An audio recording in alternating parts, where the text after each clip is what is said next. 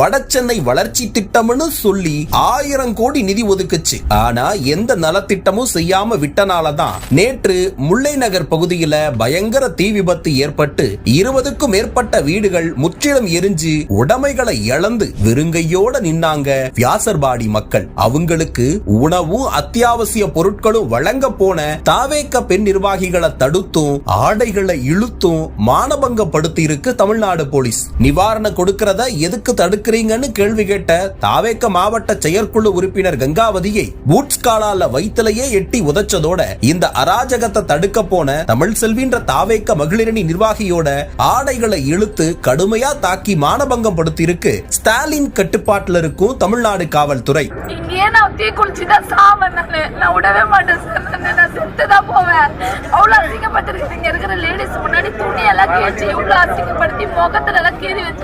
மக்கள் நடுத்தெருவுல நிற்கிறத பத்தி எந்த கவலையும் இல்ல. உண்மையான கவலை எல்லாம் பாதிக்கப்பட்ட மக்கள் ஸ்டாலின் அரசை கண்டிச்சு தாவேகா பக்கம் போயிடுவாங்களேன்னு தான். சென்னையோட பூர்வக்குடியான தலித் மக்கள் இன்னமும் சிமெண்ட் சீட்டையும் வைக்கோல் போட்ட வீடுகளுக்குள்ளதான் வாழ்ந்துகிட்டு வராங்க. நகரத்துக்குள்ள இருக்கும் மக்களை ஆக்கிரமிப்புன்னு சொல்லி சென்னைக்கு வெளியில தூக்கி போடுறதும் தீப்பட்டி சைஸ்ல குடியிருப்பு வீடு கொடுத்தும் பலகாலமா ஏமாத்திக்கிட்டு இருக்கு இதுவரை ஆண்ட திமுக அதிமுக அரசாங்கம். வீடுகளையும் உடைமைகளையும் தீயில பறிகொடுத்துட்டு ஆதரவற்று நிற்கும் மக்களுக்கு அரசோட அலட்சியமும் அதிகாரிகளோட அத்துமீறலும் அரசியல் பலத்தோட ஒடுக்கப்பட்ட மக்களுக்கு எதிராக நிற்கும் போது கைவிடப்பட்ட அந்த மக்களோட கடைசி நம்பிக்கை 2026 தேர்தல்ல இதையெல்லாம் மாற்றி அமைக்க போகும் தலைவர் விஜய் அவர்கள் தான் என்பதை பூட்ஸ் காலால உதைக்கும் ஸ்டாலின் அரசுக்கு மக்கள் பாடமா புகட்டுவாங்க.